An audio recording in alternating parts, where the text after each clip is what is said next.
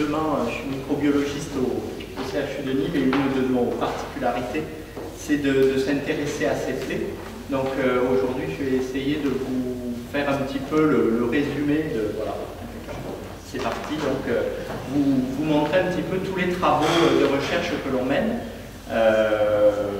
Notamment, ces travaux sont en lien avec l'infectiopole et certains étudiants de l'infectiopole, et notamment, je ne sais pas si elle est par là, on a une étudiante qui actuellement travaille avec nous et avec Bernard sur cette thématique. Alors, pourquoi on s'est intéressé, Michel, tu en as parlé un petit peu, en France, mais c'est vrai aussi de partout dans le monde, le diabète sucré, c'est une pathologie qui est hyper fréquente. On a un peu plus de 3 millions de diabétiques en France. Il faut savoir qu'en 2006, on avait 2 millions de diabétiques et l'INVS avait fait des projections et avait dit, bon, vers 2016, on devrait arriver à peu près 2,5 millions, peut-être 3 millions de diabétiques en France.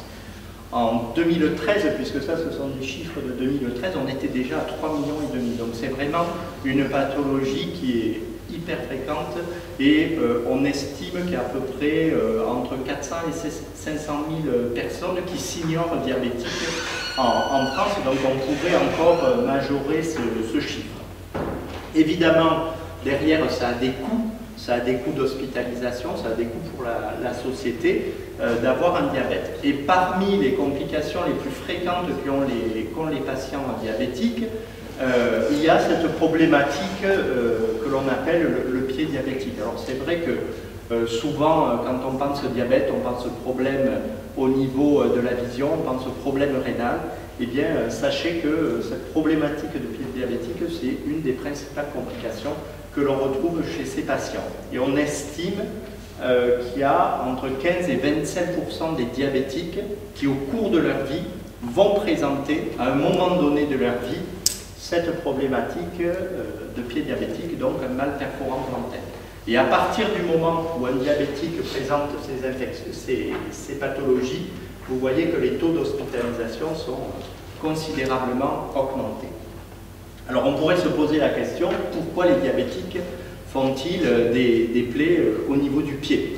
Alors en fait, vous avez deux explications. La première explication, elle est due à une des particularités, une des complications du diabète qui s'appelle la neuropathie. Donc les patients vont présenter une neuropathie et cette neuropathie, elle va toucher les trois grands axes des nerfs. Aussi bien la motricité, donc vous avez des déformations caractéristiques du pied que l'on retrouve chez ces patients-là. On va retrouver également une neuropathie sensitive qui fait que le patient ne sent pas, et ça c'est un élément qui est fondamental dans le diabète, c'est-à-dire que votre patient il va se présenter avec des trous sous le pied et il n'a pas mal.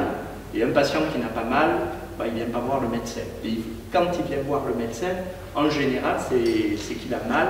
Et pour nous, un diabétique qui a mal, c'est un signe catastrophique, c'est que derrière, tout est bouché, notamment les artères, et qu'il va falloir intervenir très rapidement. Donc pour nous, c'est vraiment un signe très important et qui nous fait perdre des chances pour arriver à soigner ces patients, c'est-à-dire le patient vient trop tardivement.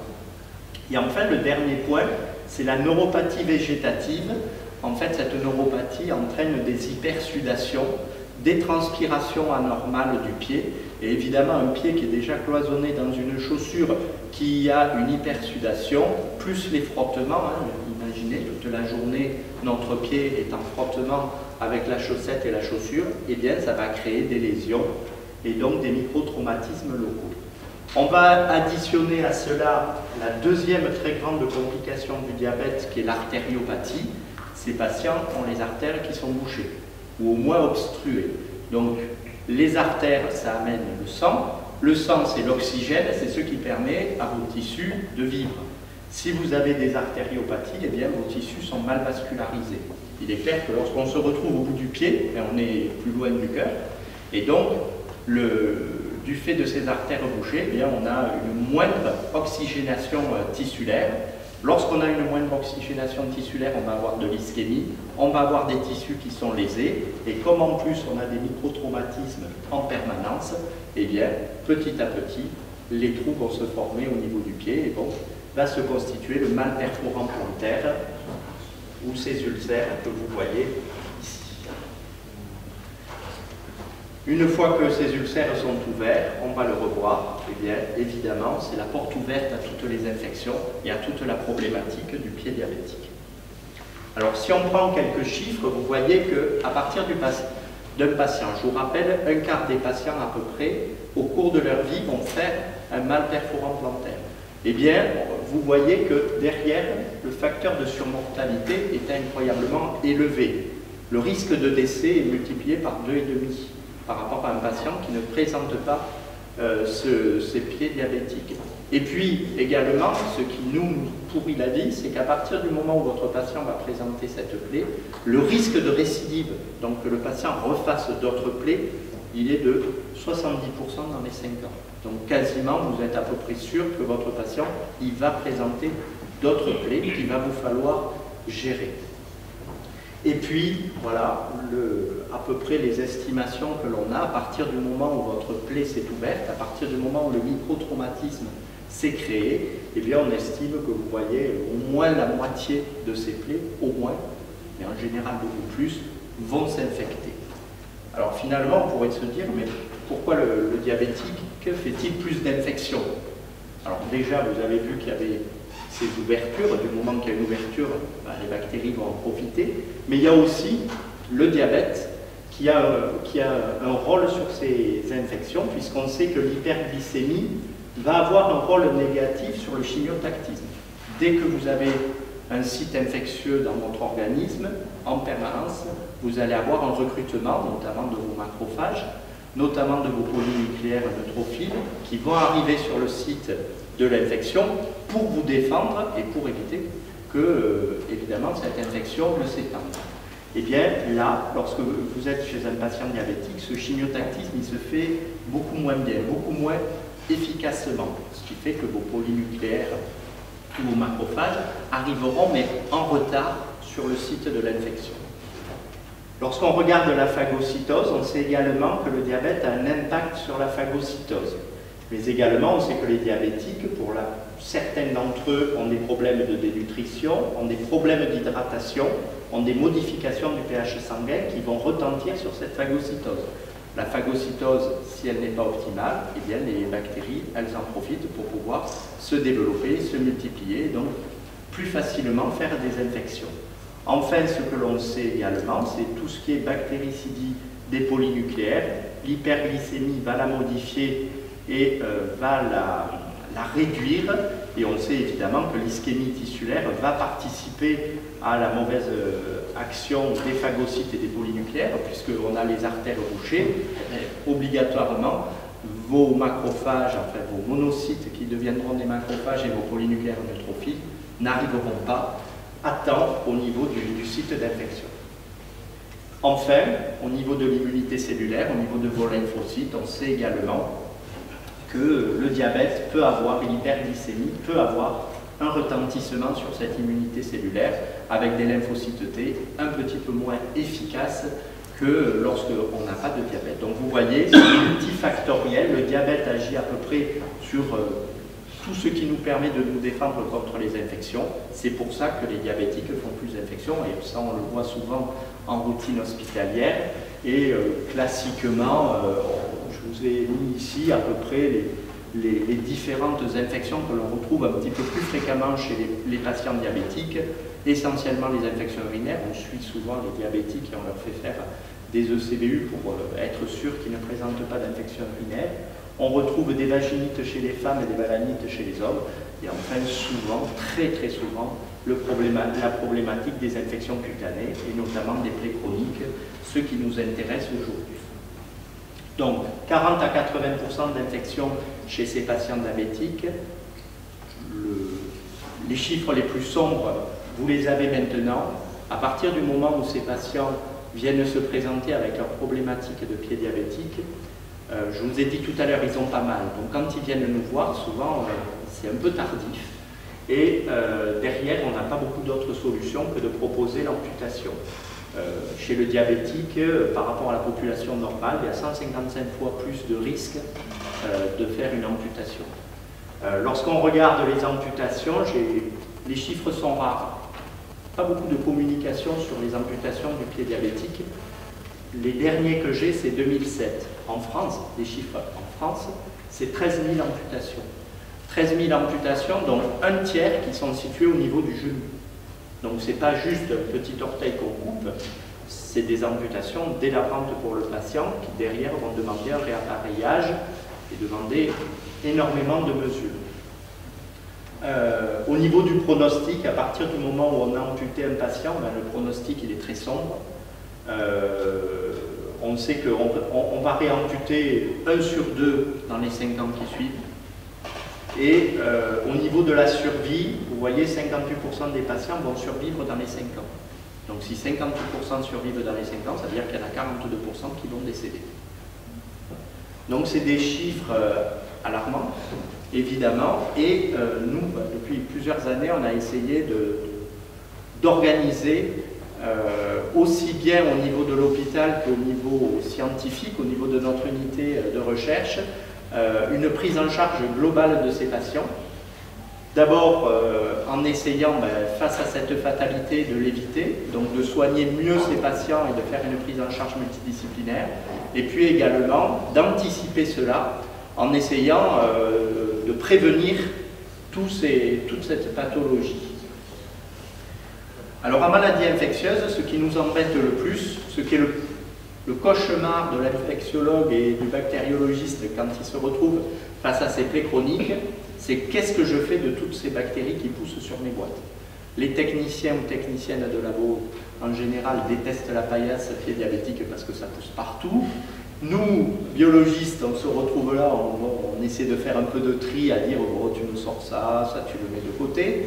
Et l'infectiologue, quand il se retrouve avec sa liste de germes et sa liste de pathogènes et d'antibiogrammes, il se dit maintenant, qu'est-ce que je vais pouvoir mettre comme traitement? Donc tout ce que je vais vous présenter aujourd'hui, c'est d'essayer, à partir des recherches que nous avons menées à Nîmes, d'arriver à savoir comment en fait on pourrait faire cette distinction entre une plaie qui est colonisée.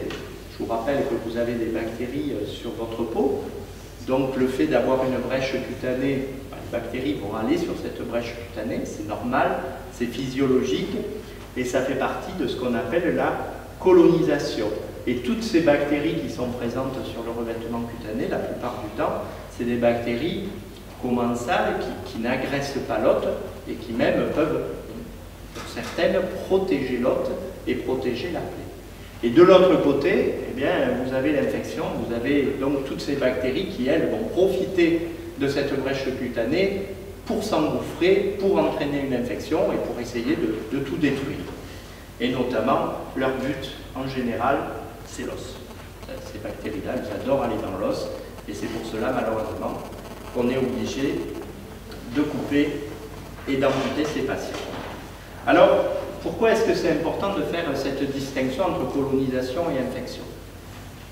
Donc, au départ, vous avez la colonisation, chez l'ouverture cutanée et chez les bactéries commensales qui viennent se mettre sur le revêtement cutané, puis progressivement, vous avez donc des bactéries pathogènes qui vont arriver et qui vont entraîner une infection localisée, et puis dans certains cas, vous avez l'infection généralisée, des bactéries qui se sont répandues dans la circulation sanguine, et vous avez un patient qui va très mal et qui peut même parfois finir en réanimation.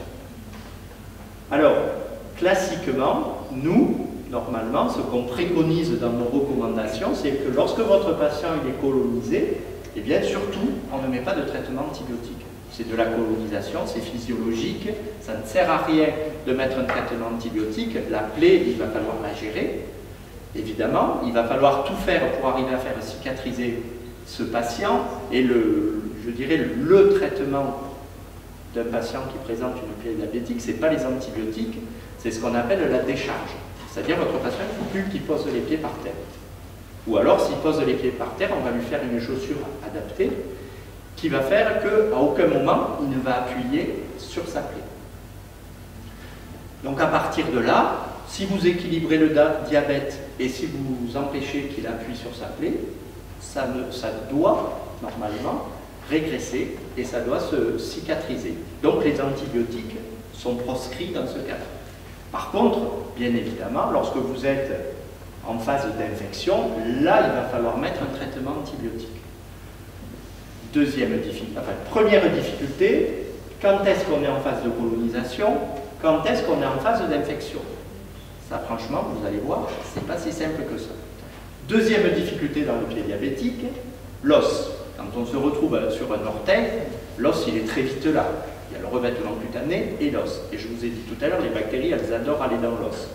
Donc nous, ce qu'il nous faut savoir très rapidement, est-ce que le patient présente une ostéite ou est-ce que le patient n'a pas d'ostéite? Et ça change tout au niveau médical et au niveau du traitement. S'il n'a pas d'ostéite, je vais mettre un traitement antibiotique peau et tissu mou, qui n'est pas le même que le traitement spécifique à l'os. Là encore, arriver à faire la distinction, j'ai une ostéite, j'ai pas une ostéite, c'est pas si simple que ça. Évidemment, quand vous êtes dans des centres spécialisés de pieds diabétiques, bon, on essaie de suivre ces recommandations au mieux, d'arriver très rapidement à faire un diagnostic d'ostéite, à savoir est-ce que c'est colonisé, infecté. Par contre, vous prenez le généraliste de ville, il va voir un pied diabétique, il va voir son patient, il a un trou sous le pied, il ne sait pas trop qu'est-ce qu'il faut faire. Résultat, il va mettre un traitement antibiotique. Et donc, on s'aperçoit qu'on a une surconsommation d'antibiotiques dans cette patientèle qui est incroyablement élevée. Et le corollaire de cette surconsommation d'antibiotiques, c'est évidemment l'émergence de bactéries multirésistantes. C'est-à-dire que quand vous prenez l'écologie de ces pieds diabétiques, eh bien vous vous apercevez que vous avez un taux de bactéries multirésistantes qui est beaucoup plus important dans cette niche qui est le pied diabétique par rapport à d'autres situations cliniques. Alors finalement, notre question, c'est comment on va arriver à faire cette distinction entre les infections et les colonisations au niveau des pieds diabétiques.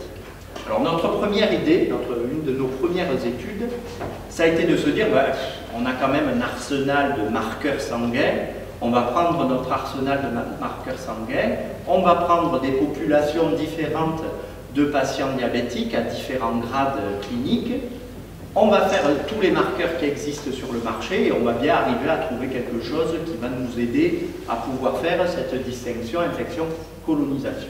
Alors, je peux vous dire qu'à l'époque, on en avait fait une tartine de ces marqueurs et à la sortie, ça a été un peu la déception. On n'a pas été super original.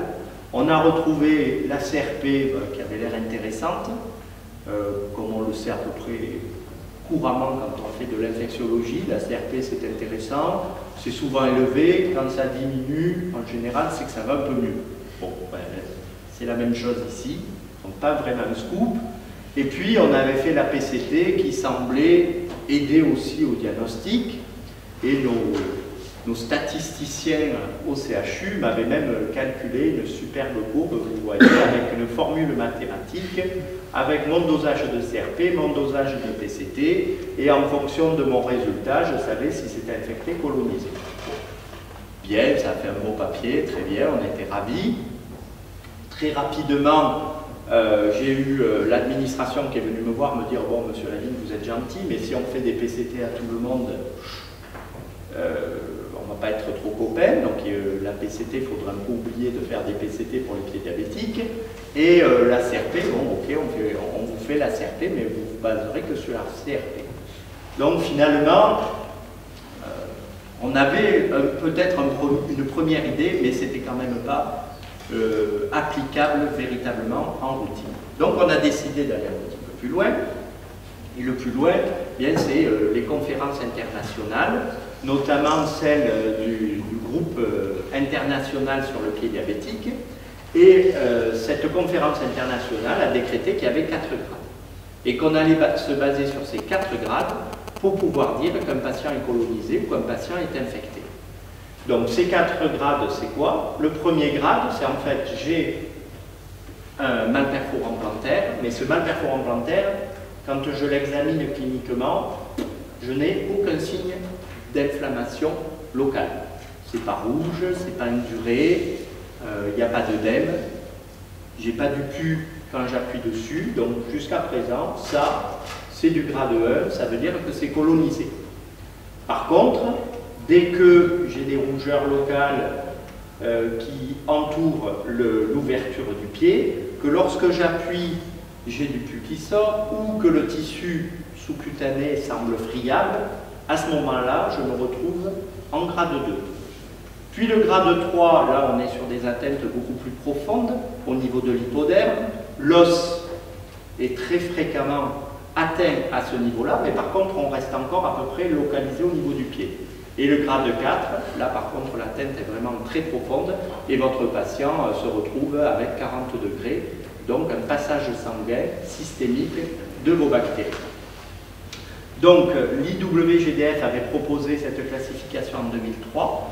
En France, nous l'avons adoptée sur des recommandations nationales en 2007 et en même temps que nous, les Américains, avaient également approuvé cette classification. Alors cette classification, nous avons fait différentes études cliniques. Des équipes américaines ont également fait des études cliniques pour la valider. Elle est validée, c'est une très bonne classification. Le problème, c'est que c'est une très bonne classification quand vous êtes un spécialiste de pied diabétique, que toute la journée vous voyez du pied diabétique. Effectivement, à force, vous savez faire votre distinction entre grade 1 et grade 2, ou entre j'ai une ostéite ou j'ai pas d'ostéite. Ou je suspecte une ostéite et je ne suspecte pas une ostéite. Par contre, le médecin de ville, quand il voit ça ou quand il voit ça, est-ce que c'est un grade 1, est-ce que c'est un grade 2? Il n'est pas capable de faire cette distinction. Et donc, classiquement, même là-dessus, il va mettre des traitements antibiotiques. Donc, cette classification, c'est actuellement le gold standard. C'est ce que nous appliquons classiquement dans nos centres pieds diabétiques. Mais, il faut bien l'avouer que ça n'est pas applicable par tout le monde. Donc, on a essayé de retourner à la bactériologie et de se dire, bon, ok, les marqueurs, c'est pas trop ça, la clinique, il faut toujours se baser sur la clinique, c'est très bien, mais si on prend les bactéries, en plus on est bactériologiste, donc on se dit, bon, les bactéries c'est mieux, si on prend les bactéries quand même, on est capable, nous, à la paillasse le matin, de pouvoir dire, ça, tu me sors les antibiogrammes, ça, tu ne me sors pas les antibiogrammes. Donc on s'est dit, on va bien retrouver de la flore commensale, et là on en parlera comme de la colonisation, et on retrouvera bien des pathogènes, et on parlera donc là d'infection. À partir de là, on a essayé un petit peu de séparer tout cela. Donc, quand je suis en colonisation, si je retrouve sur un prélèvement des bactéries de la flore commensale, des bactéries que vous avez toutes et tous sur votre peau, logiquement, c'est des bactéries colonisantes. Les staphylocoques à coagulase négative, les corynébactéries, nous en avons tous sur la peau. Donc, si j'en retrouve sur du pied diabétique, je ne vais pas aller plus loin. Ce sont des bactéries de la flore commensale, c'est de la colonisation. Bon, ça, on se dit, jusqu'à présent, c'est un bon concept. Prenons maintenant les infections. Si j'ai du staphylocoque doré, si j'ai des streptocoques bêta-hémolytiques, si j'ai des anaérobies, si j'ai des entérobactéries, bon, ça, ce sont des bactéries pathogènes. Donc, si j'ai ces bactéries qui sont isolées sur mon pied diabétique, il faut les sortir, elles sont en train de faire des infections, je vais faire des antibiogrammes, il faut absolument que je les traite. Bien. Vous voyez, donc déjà, grâce aux bactéries, on était arrivé à peu près à séparer ce concept colonisation-infection. Puis très vite, on se retrouve avec, par exemple, ces deux types de bactéries, entérocoque et piocyanite.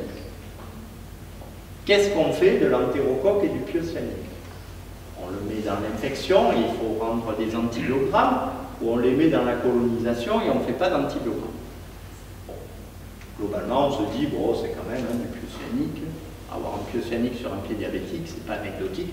Donc, on va faire un antibiogramme et on va considérer cela comme de l'infection.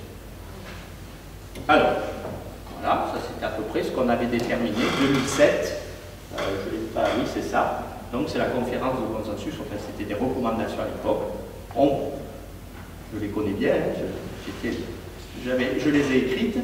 On avait dit, voilà, quand vous avez ça, vous considérez que c'est la colonisation. Quand vous avez ces bactéries, c'est de l'infection. Bon, avec ça, vous devez vous en servir. Et puis, petit à petit, on s'aperçoit que c'est pas si simple que ça. Et que vous allez voir que certaines bactéries qu'on considère commensales font des infections. Et que certaines bactéries qui sont bien connues pour faire des infections, de temps en temps, elles colonisent. Et puis ces bactéries, on ne sait toujours pas qu'est-ce qu'on en fait. Alors pour vous donner des arguments, premier argument, vous prenez quelques publications. Là, je vous en ai mis 4, je pourrais vous en mettre beaucoup d'autres parce qu'il y a énormément de publications dans le domaine.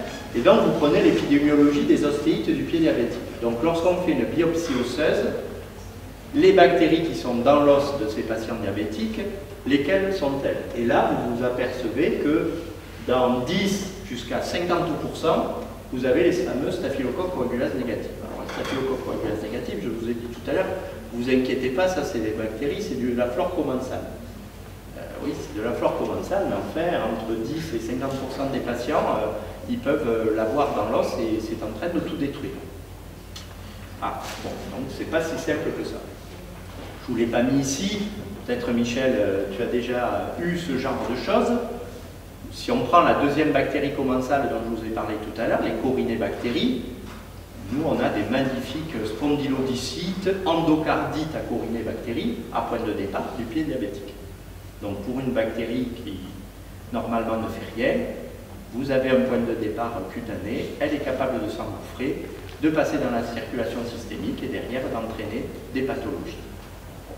Donc ça c'est déjà, vous voyez, pas si simple que ça de dire c'est de la colonisation, c'est de l'infection. Deuxièmement, vous avez par exemple le papier de Lipski. Donc Lipski c'est le pape incontesté du pied diabétique, un Américain, qui en 2005 avait fait un Lancet qui n'avait rien à voir avec ce dont je vous parle maintenant. C'était simplement pour montrer que l'ertapenem, c'était une bonne molécule dans le pied diabétique. Donc, vraiment, on est très loin de ce que j'essaie de vous montrer ce matin. Eh bien, pas tant que ça. Quand on regardait son tableau 5, vous voyez, je suis allé au fin fond de la publication, quand on regarde son tableau 5, moi j'ai trouvé un truc qui m'a sidéré.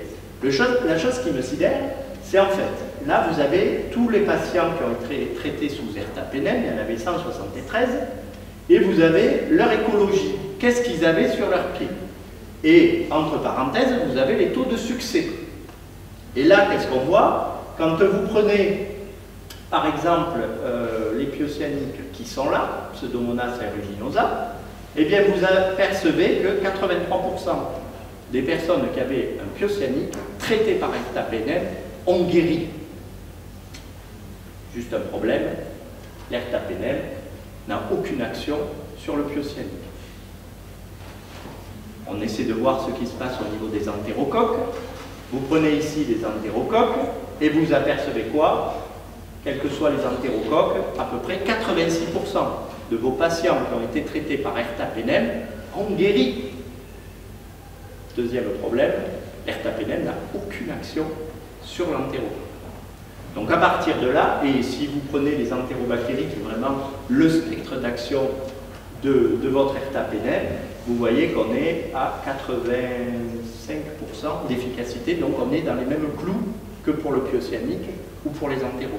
Donc finalement, à la lecture de cela, il est clair qu'on se dit, bon, l'entérocoque, le pyocyanique, est-ce que vraiment ce sont de réels pathogènes? Affaire à suivre.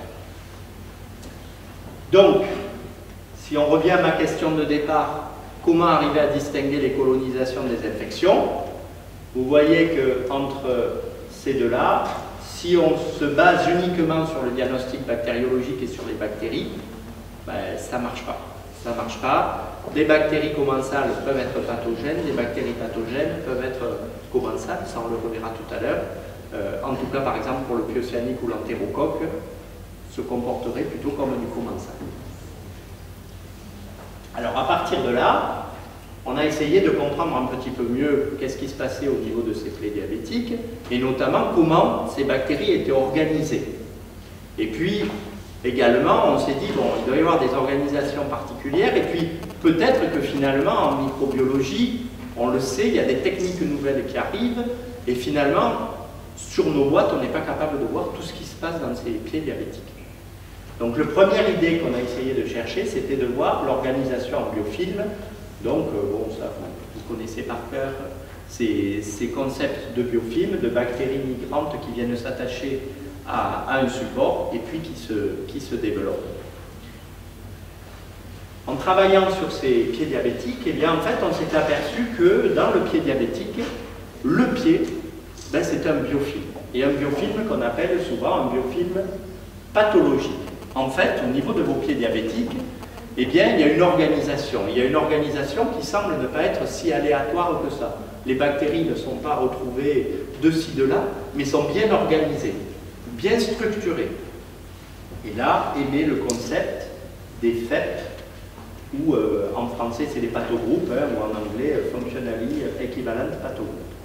Donc les pathogroupes. Les pathogroupes, c'est quoi? C'est en fait que certaines bactéries vont s'entraider entre elles et donc vont s'organiser entre elles. Et d'autres bactéries vont s'organiser de leur côté entre elles. Ces deux organisations ne se parlent pas spécifiquement, mais chacun s'organise de son côté.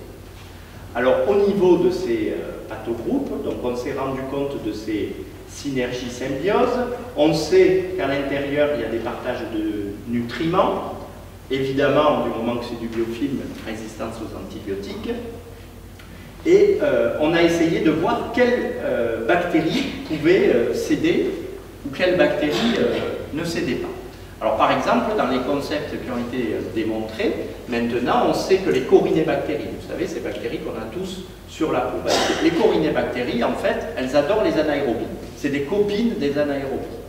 Donc classiquement, vos corinébactéries, lorsqu'on fait des coupes de peau et qu'on regarde où elles sont localisées au niveau des pieds diabétiques, eh bien la plupart du temps, elles font des espèces de coques et en leur sein, on retrouve quoi? Les anaérobies. Donc ça permet quoi? Ben, tout simplement, ça protège de l'oxygène qui pourrait être dans l'air ambiant et ça permet donc à vos anaérobies à l'abri et de pouvoir se multiplier. Deuxième point, si certains d'entre vous ont déjà vu des plaies diabétiques, il y a une bactérie où on n'a presque pas besoin de la bactériologie pour faire le diagnostic, c'est le pyocyanique. Vous ouvrez le pansement, c'est vert, ça pue, ça dégouline, c'est du pyocyanique. Le pyocyanique, si je vous ramène un petit peu à vos notions de bactériologie, c'est un anaérobie strict. Et effectivement, comme c'est un aérobie strict, il se met à la surface, donc bien oxygéné, et il va se mettre au niveau de la surface de votre plaie. Oui, mais il ne se met pas au niveau de la surface de la plaie comme cela. En fait, c'est une très bonne protection qui permet aux autres bactéries qui sont en dessous de pouvoir attaquer. Ainsi, lorsqu'on fait des coupes et des marquages entre le pyocyanique et le staphylocoque doré, de bactéries qu'on retrouve très fréquemment dans le pied diabétique, et lorsque vous les avez chez des patients qui présentent ces deux bactéries, vous retrouverez toujours le pyocyanique à la surface et le staphylocoque plus en profondeur au niveau de vos coupes cutanées. Les deux ne se parlent pas trop. On sait qu'il y aurait quelques échanges de sidérophores pour essayer d'avoir un peu de fer pour pouvoir se multiplier, mais globalement, chacun est dans son côté et les uns protègent l'autre pour que l'autre puisse faire des dégâts au niveau des tissus les plus profonds. Donc ces organisations en pathogroupe, on commence à les découvrir. Il est clair que les nouveaux outils de biologie moléculaire nous permettent d'aller de plus en plus loin pour essayer de comprendre qui parle avec qui et quelles sont les collaborations qui peuvent naître entre toutes ces bactéries que l'on retrouve au niveau du pied diabétique. Alors il y a quelques temps, on avait fait des premières techniques, un petit peu avant que le pyroséquençage n'existe, et nous on avait utilisé ce qui s'appelle de la DGGE.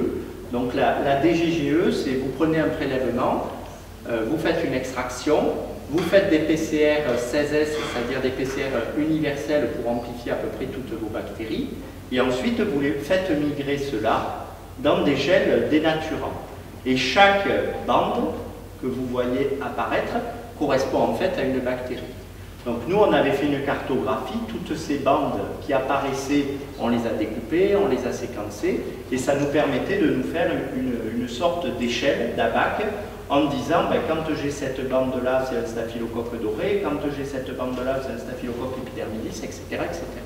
Ce qui nous permettait de voir un petit peu et de pouvoir aller un petit peu plus loin au niveau du diagnostic par rapport, évidemment, à la culture. Et tout de suite, qu'est-ce qu'on avait vu? Ben, oui, dès qu'on fait des techniques de biologie moléculaire un petit peu plus approfondies que la culture bactérienne, eh bien, on avait de façon significative beaucoup plus de bactéries qui apparaissaient sur ces techniques que sur la culture traditionnelle. Ensuite, qu'est-ce qu'on a regardé? On a regardé un petit peu les répartitions chez les patients. Dans 7 cas sur 20, puisqu'on avait fait cette étude pilote sur 20 patients, on s'était aperçu que, en fait, grâce à la DGGE, grâce à la technique de biologie moléculaire, on sortait des espèces, et notamment des espèces pathogènes, qu'on n'avait absolument pas vues par la culture bactérienne. Bon, ce n'est pas anecdotique pour prendre en charge ces patients.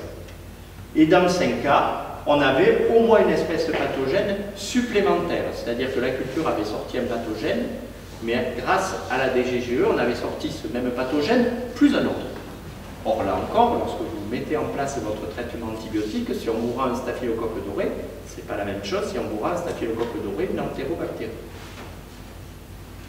Donc finalement, on s'était aperçu que dans 12 cas sur 20, on identifiait plus, grâce à la DGGE, de pathogènes, et que donc ça pouvait éventuellement expliquer des échecs thérapeutiques. Donc, on est allé depuis un petit peu plus loin. Ça, c'est une étude américaine que je vais vous présenter et qui, elle, pour essayer de mieux comprendre ces pieds chroniques, a utilisé le pyroséquençage. Bon, pyroséquençage ici, vous connaissez tous comment ça fonctionne. On part de notre prélèvement et à la fin, ça nous permet de définir notre microbiote cutané au niveau de nos plaies diabétiques. Cette étude américaine a montré quoi? Elle a montré qu'en fait, les grammes positifs, ce sont les bactéries que l'on rencontre le plus fréquemment. Ça, ce n'était pas un scoop, c'est ce que l'on retrouve classiquement au niveau de nos prélèvements. J'ai juste une remarque que je peux faire. Ce concept de staphylocoque prédominant ne vaut que pour les pays européens ou nord-américains. Si vous faites les mêmes prélèvements en Asie, notamment en Inde, où il y a énormément de problématiques de pieds diabétiques, en Afrique, où on en a fait en Algérie, vous en faites en Amérique du Sud, là-bas c'est les bacilles à grammes négatifs qui sont très prépondérants, et notamment le pyocyanique. Les patients marchent pieds nus dans des flaques d'eau et donc se contaminent comme cela avec ces bactéries-là. Donc ce ne sont pas les mêmes écologies. Donc là, en tout cas, sur ces études américaines, c'est le staphylocoque qui prédomine. Et puis, 4 clusters ont été retrouvés, donc des staphylocoques, des anaérobies, des protéobactéries et des streptocoques. Bien entendu, ils ont démontré qu'entre la culture et le pyroséquençage, il y avait très peu de corrélation, la culture étant bien plus faible que le pyroséquençage. Et puis, ils ont montré que si on regarde un petit peu cliniquement ces patients, eh bien, on a des corrélations qui peuvent être faites. Plus l'ulcère dure, plus les protéobactéries, donc les bacilles à grammes négatifs sont fréquents. Plus c'est profond, plus on a d'anaérobie, plus mon hémoglobine glyquée, c'est-à-dire un des marqueurs du déséquilibre glycémique, est élevé, plus vous avez de staphylocoques et de streptocoques. Bien. Donc si on fait une petite conclusion à ce moment-là sur nos classifications infection-colonisation, vous voyez que je ne suis pas très bon. Aujourd'hui, je n'ai pas l'outil qui vous permet de repartir tout à l'heure en vous disant « ça y est, je sais qu'est-ce qu'il faut mettre ». Donc, actuellement, le gold standard reste cette fameuse classification clinique que je vous ai présentée. Après, il va falloir beaucoup travailler avec le clinicien sur les prélèvements, les conditions de prélèvement, les conditions d'acheminement et nous, nos conditions de culture. Mais c'est clair qu'au niveau des plaies chroniques, il y a une organisation complexe, ce fameux biofilm pathologique, ces fameux pathogroupes, et là-dedans, toutes les bactéries, qu'elles soient commensales ou pathogènes, participent, notamment participent à la pathogénicité et surtout à la chronicité de la lésion. Tant qu'il y aura ces bactéries, votre lésion ne peut pas guérir. Donc finalement, s'il y a un mot à dire, notamment à nos amis cliniciens, c'est qu'il va falloir gratter, c'est qu'il va falloir débrider, c'est qu'il va falloir absolument enlever toutes ces bactéries, couper ces biofilms pathologiques, couper ces pathogroupes pour espérer pouvoir faire guérir votre patient. Évidemment, derrière, on sait qu'il y a d'autres bactéries, c'est ce que le chiroséquençage nous démontre, c'est qu'il y a bien d'autres bactéries qui peuvent être là, notamment des bactéries non cultivables, qu'il y a peut-être des virus ou des parasites qui sont également présents. Nous, on ne les détecte pas, et peut-être que c'est cela qui nous empêche des fois d'arriver à guérir nos patients. Alors, un de nos autres concepts, c'est qu'en fait, on s'est très vite attelé à travailler sur le staphylocoque doré.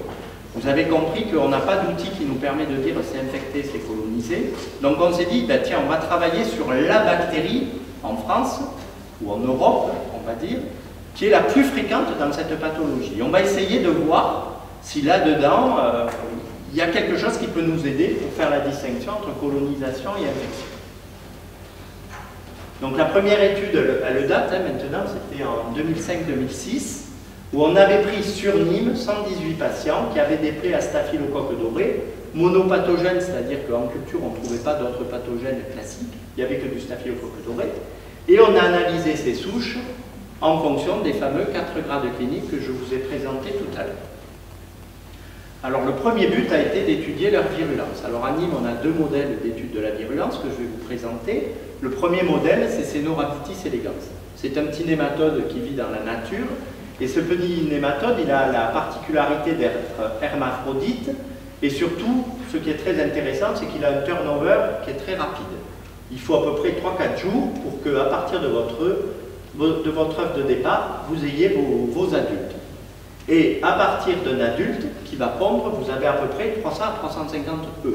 Donc, vous faites de la production en masse de bébés Caenorhabditis elegans. Et autre particularité, ce petit Caenorhabditis elegans, quand vous l'avez dans la nature, et bien en fait, qu'est-ce qu'il mange? Des bactéries. Donc nous, on a un peu détourné sa fonction, on le prend, et au lieu de lui faire manger des bactéries de la nature, on lui fait manger nos bactéries. Et qu'est-ce que l'on fait? Eh bien, on va prendre un nombre de Caenorhabditis elegans que l'on va mettre sur une bactérie, et tous les jours, on va venir compter combien on a de vers qui sont vivants. Donc au départ, vous avez par exemple une trentaine de vers, et tous les jours, vous venez compter vos vers. Plus vos vers vont mourir vite, plus ça veut dire que la bactérie a été pathogène, plus vos vers se portent bien, moins la bactérie est pathogène. Donc en utilisant ce modèle de vers, qu'est-ce qu'on a obtenu? On avait des souches de staphylocoque doré infectantes, isolées de grade 2, 3 et 4, et on s'est aperçu que ces souches-là, effectivement, quand on prend la demi-vie de nos vers, à peu près 1 jour et demi, j'avais la moitié des vers qui étaient morts. Et ce, quelle que soit la résistance, que ce soit des SAS ou des SARS. Et lorsque je regardais au niveau de staphylocoque isolé de grade 1, bah là j'avais des durées, des demi-vies qui étaient autour de 3 jours et demi. Tiens, tout à coup on s'est dit, alors ça c'est incroyable, on aurait donc des staphylocoques dorés infectants, ce qu'on connaît, et puis des staphylocoques dorés plutôt colonisants, qui auraient un faible potentiel de virulence. Pour aller un petit peu plus loin, on a dégainé notre deuxième modèle, parce que bon, le modèle vert, c'est un modèle précaire en termes de réponse immunitaire, c'est un bon modèle de screening, mais après on s'est dit on va essayer d'aller un petit peu plus loin. Donc nous, notre deuxième modèle, c'est un modèle de poisson qui s'appelle Zebrafish, et ce modèle de poisson Zebrafish, il a pour particularité d'avoir un système immunitaire qui est quasi la copie conforme du système immunitaire de l'homme.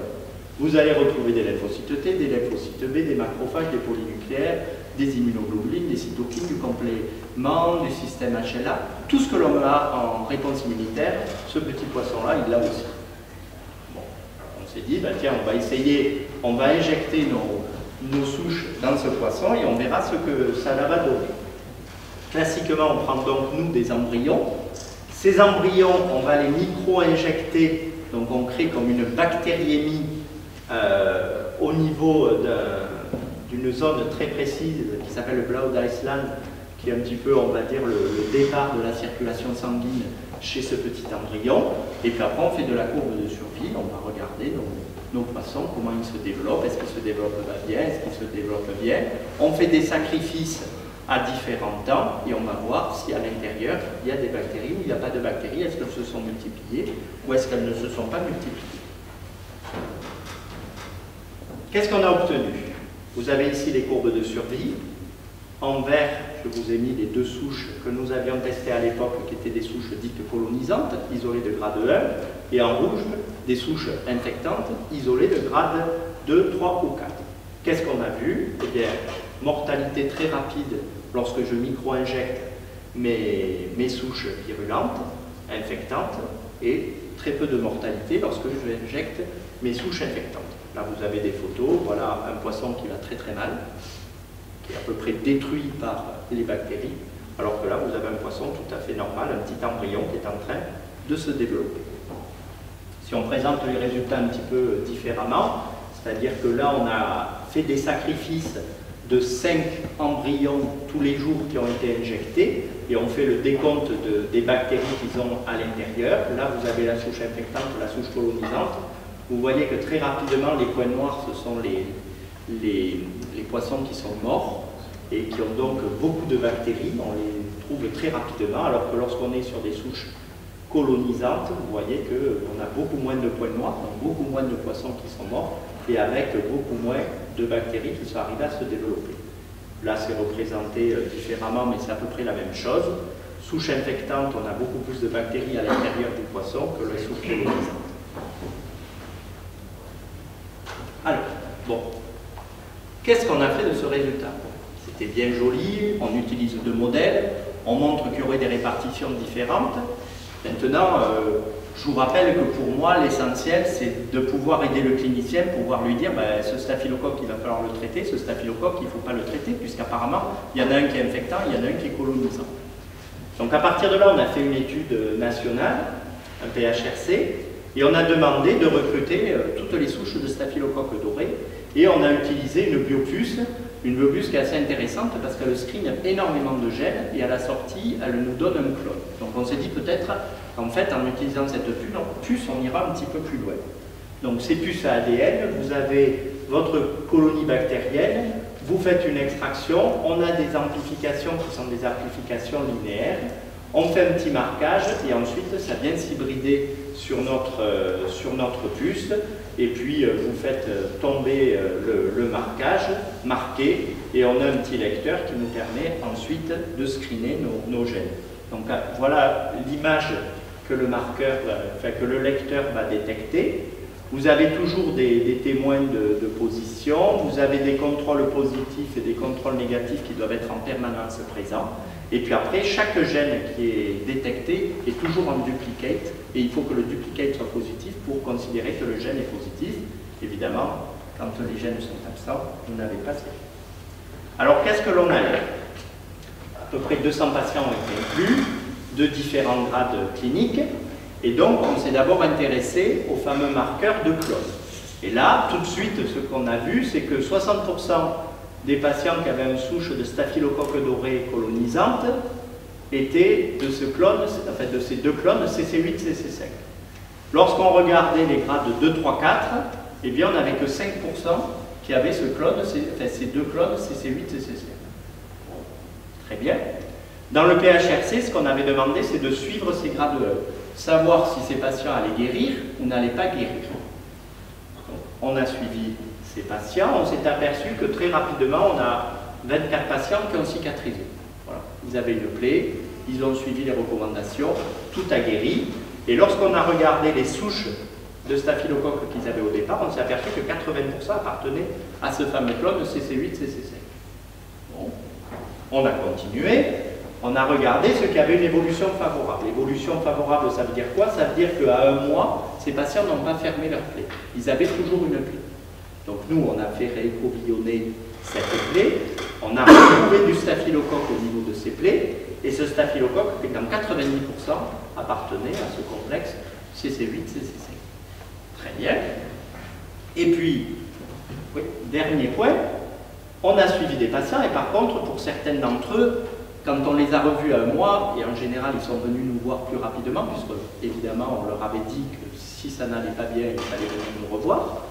Donc, à peu près, au bout de 2 semaines, on a revu des patients qui avaient une plaie qui s'était aggravée. Et ces plaies qui s'étaient aggravées, quand on a isolé les souches de staphylocoque doré qui étaient présentes, quand on a refait notre puce, on s'est aperçu qu'aucune n'appartenait au clone CC8, CC5.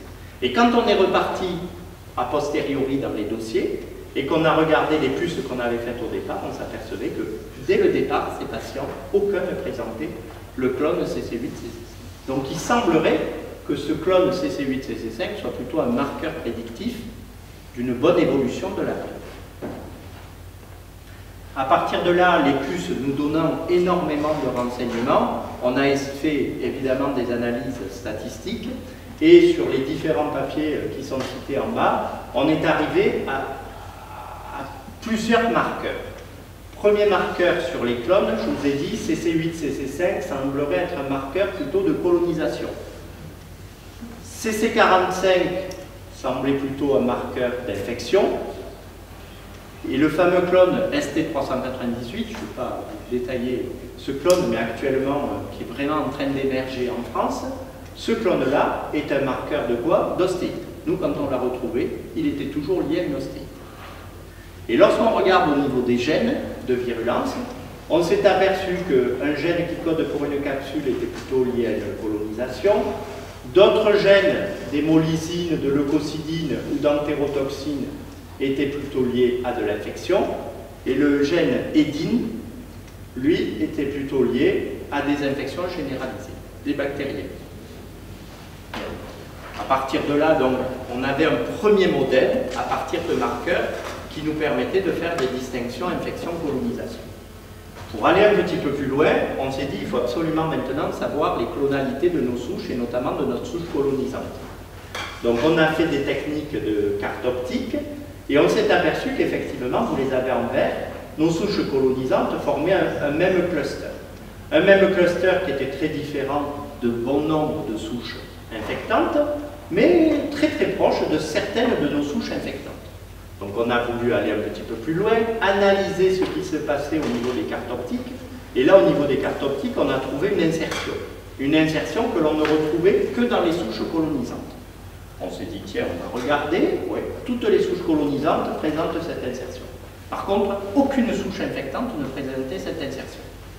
Bon, on s'est dit, on va séquencer, donc séquençage complet de la souche pour voir qu'est-ce qu'il y a. Et en séquençant la souche, paf, on se retrouve avec effectivement une quarantaine de kilobases qui sont présentes et qui sont localisées ici, dans une zone juste en amont du locus ISD. Alors c'est quoi ce locus ISD? En fait, vous savez, hein, comme toute bonne bactérie, le staphylocoque adore le fer. Ça, le fer, c'est la vie du staphylocoque. C'est formidable. Par contre, dès qu'il n'y a pas de fer, le staphylocoque, il va falloir qu'il en trouve. Donc pour arriver à trouver du staphylocoque, il y a soit je produis des silurophores, des petits transporteurs qui vont aller prendre le fer, soit je produis tout un arsenal à la surface de ma paroi de mon staphylocoque, et toutes ces protéines-là vont permettre de recruter le staphylocoque et de le faire rentrer à l'intérieur de mon cytoplasme. Et ce système-là, eh bien, c'est ce fameux locus ISD, juste situé en aval de mon insertion génétique. Toute cette machinerie pour aller chercher du fer est sous la régulation de FUR. FUR dans le staphylocoque doré, c'est le chef d'orchestre. Voilà. C'est lui qui coordonne un peu tout, et notamment pour aller chercher du fer. Bon, à partir de là, on a regardé un petit peu mieux, on a séquencé, et là, lorsqu'on a séquencé, à quoi correspondaient ces 40 000 paires de bases? Eh bien, en fait, à un phage. Un phage, tiens, incroyable, un phage qui vient de s'insérer, et en fait, on s'est aperçu qu'il ne s'était pas inséré n'importe où, là où il s'est inséré, c'est en fait un hotspot qui est connu chez le staphylocoque doré pour accueillir des phages. Donc, bon, très bien, on se retrouvait avec ce phage-là. Donc évidemment, on a voulu savoir quel était ce phage, à quoi correspondait ce phage. Donc le phage, vous l'avez ici. On l'a mis dans les banques de données de tous les phages de staphylocoque qui étaient connus. Et finalement, on s'est rendu compte qu'il ressemblait à quoi? Il ressemblait à un phage qui s'appelait Rosa. Donc c'était le phage avec lequel il était le plus proche, c'était donc le phage Rosa, décrit chez Staphylocoque doré, mais sans fonction véritablement connue. La seule différence entre le phage Rosa et le phage que nous avons trouvé dans notre souche colonisante, c'est que vous voyez, il y a une inversion d'une partie du matériel génétique. Bon. Très bien. On se retrouvait donc avec des souches colonisantes qui, dans nos modèles de virulence, semblaient beaucoup moins virulentes, appartenaient au complexe CC8-CC5 et présentaient donc un phage en amont de ce fameux locus du fer. Donc évidemment, qu'est-ce qu'on a fait? On a voulu savoir qu'est-ce qui se passait avec le fer.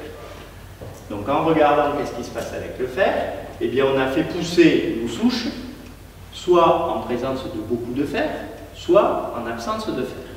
Et lorsqu'on fait pousser ces souches en absence de fer, la souche qui nous intéresse, vous la suivrez facilement puisque je vais vous la mettre toujours en rouge, c'est la souche colonisante et vous voyez que lorsqu'on enlève le fer, la souche ne pousse pas. Donc il y a bien un impact direct de cette insertion sur le métabolisme du fer.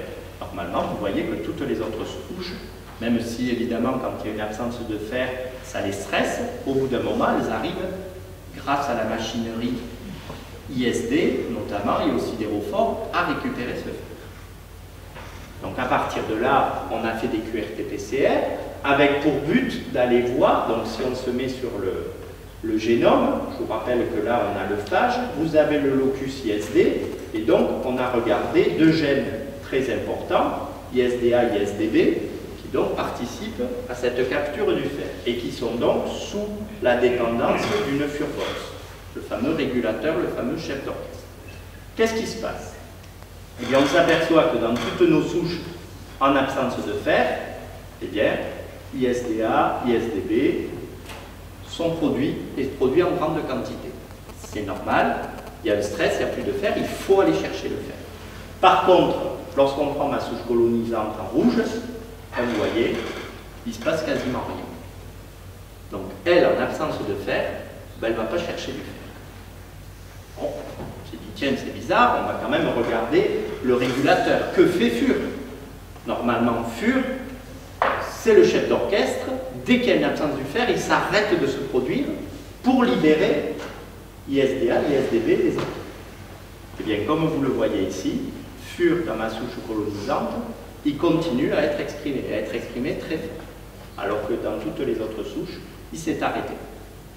Donc, il y a bien un blocage au niveau de FUR qui empêche l'expression d'ISDA, d'ISDB, des autres protéines, enfin gènes qui deviennent des protéines à la sortie, pour pouvoir aller chercher le fer dans cette souche. Donc on a voulu quand même aller un petit peu plus loin, aller voir ce qui se passait au niveau des sidérophores. Est-ce qu'il se passe autre chose ailleurs, puisque les gènes qui codent pour les sidérophores sont à distance de ce locus ISD? Vous l'avez ici en rouge, ben oui. Lorsqu'on regarde la production de sidérophores dans cette souche, il n'y a pas de production de sidérophores. Donc même la production de sidérophores est bloquée. Lorsqu'on regarde la production de biofilms, vous prenez en rouge la souche naturelle pour former du biofilm, et bien vous vous rendez compte que cette souche elle forme beaucoup plus précocement du biofilm.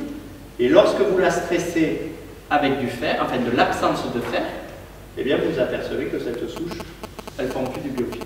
Donc elle est mal.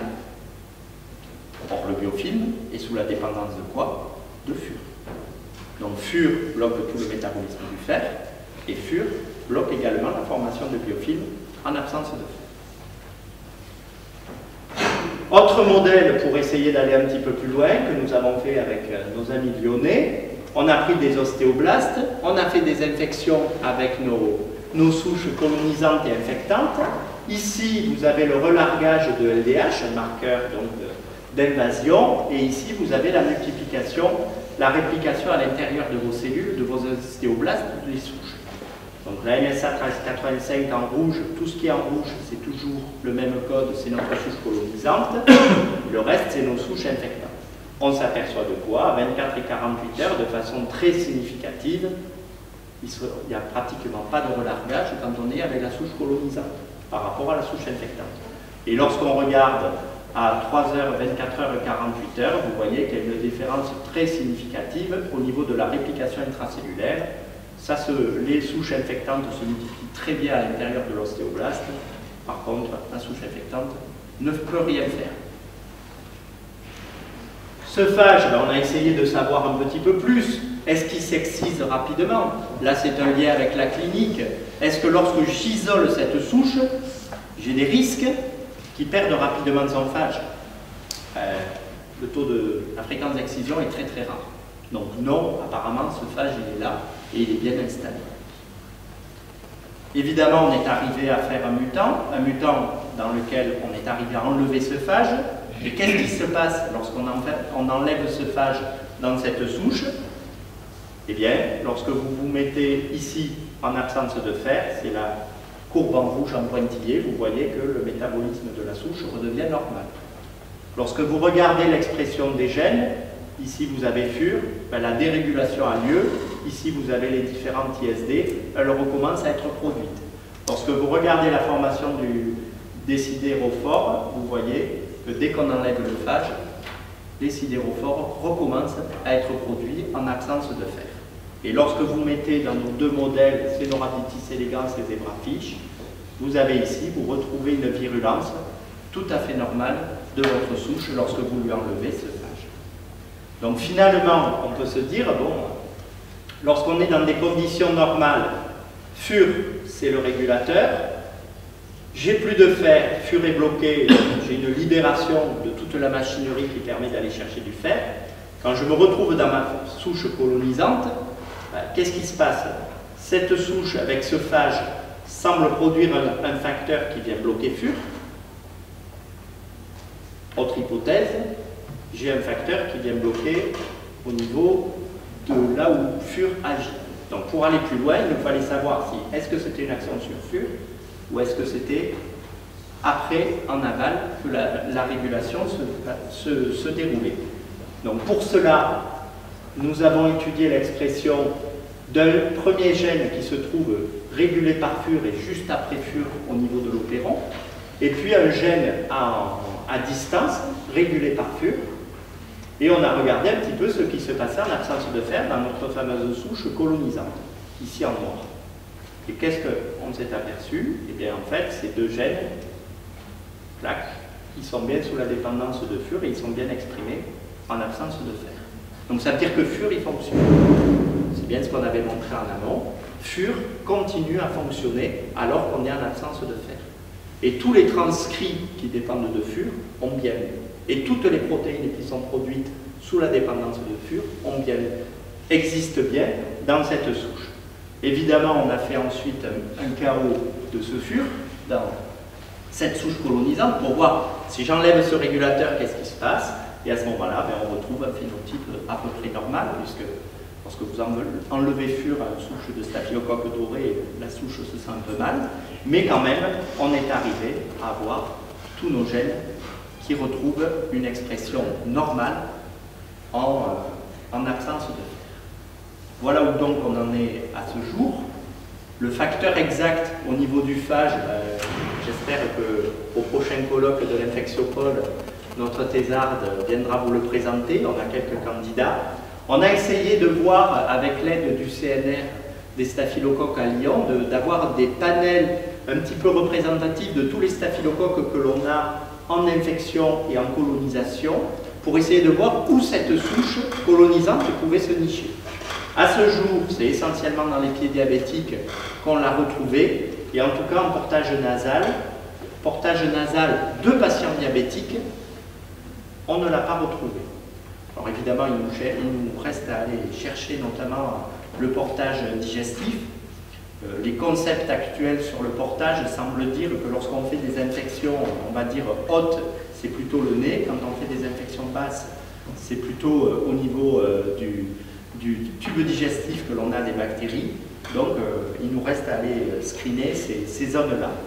Donc en perspective, c'est le travail de Joanne pour essayer de mieux comprendre les bactéries présentes au niveau de ces plaies du pied. Bien, on est en train de faire des travaux de culture omique ici avec Bernard et donc Joanne pour essayer d'aller un petit peu plus loin, savoir si en fait on arrive à tout voir quand on fait des cultures bactériennes. Sinon, ce que fait notre thésarde de l'infectiopole, Christelle, c'est actuellement une mutagénèse dirigée pour aller dans le phage trouver le facteur qui vient déréguler complètement ce métabolisme du fer. On essaie donc de voir où se niche cette fameuse souche colonisante. Et puis également, Christelle à l'infectiopole vous a présenté la coopération bactérienne. Donc c'est des concepts que l'on a vraiment en esprit. Vous avez bien compris qu'il ne faut pas, dans les plaies chroniques, travailler sur une souche, mais travailler sur plein de souches qui agissent ensemble. Juste vraiment un dernier mot, parce que je suis déjà très long, sur de conclusions, je dirais un petit peu plus cliniques. Donc il est clair qu'actuellement, colonisation-infection, on ne sait pas bien le distinguer. C'est la clinique qui prédomine, ça je crois que c'est le message à avoir. Le débridement, vous avez bien compris cette organisation de ces bactéries au niveau de ces plaies, donc il va falloir les gratter. Si le clinicien ne les gratte pas, les infections vont perdurer. La qualité des prélèvements microbiologiques, c'est-à-dire si on passe un petit écouvillon sans avoir débridé, résultat vous allez retrouver de tout, on ne saura pas trop quoi faire et sélectionner qu'est-ce qui est important, qu'est-ce qui ne l'est pas. Le nombre de prélèvements où la même bactérie est isolée, lorsque vous avez un staphylocoque coagulase négative, une corinébactérie, si vous avez plusieurs prélèvements faits dans les règles de l'art qui vous démontrent que vous avez cette bactérie, vous avez de grandes chances que cette bactérie soit bien pathogène. Et puis donc les espèces bactériennes. Voilà. En conclusion, là vous avez ma grande équipe à Nîmes. Donc nous sommes 3, parce que là il y a 4. Noureddine, c'était notre ancienne thésarde qui maintenant a terminé et donc remplacée par Christelle. Donc tout ce que vous avez vu sur le début sur le phage, c'était Noureddine qui avait fait ses expériences, qui avait d'ailleurs reçu la médaille d'or il y a 2 ans pour tout ce travail. Nos diabétologues, parce que sans eux, sans leur recrutement, on ne serait rien. Et puis toutes les collaborations, donc ici notamment avec Bernard, le CNR à Lyon, l'infectiopole, ça permet de créer des liens. Et c'est comme ça que on a créé des liens, nous, avec Nice, avec Emmanuel Lemichès, où on essaie de faire des travaux en commun, notamment sur Edine, puisque c'était eux à Nice qui avaient trouvé ce marqueur. Voilà, et puis après, Eric Scar, c'est le pape du staphylocoque et du fer aux États-Unis, donc il nous est d'une aide très très précieuse pour travailler là-dessus. Nos amis anglais avec qui on collabore beaucoup sur les modèles de poissons, et puis des industriels qui nous ont aidés à faire toutes ces études. Voilà, je vous remercie. Malheureusement, on doit libérer l'amphi pour 14 heures. Donc, malheureusement, je crois qu'on n'a pas de temps pour poser des questions. Je le regrette parce que j'en avais beaucoup. Enfin, je le poserai quand même les choses après. Si vous avez des questions, parce que je peux vous inviter, c'est envoyer un message à notre conférencier qui sans doute vous répondra. Libère l'amphithéâtre pour les étudiants en médecine. Merci d'être là,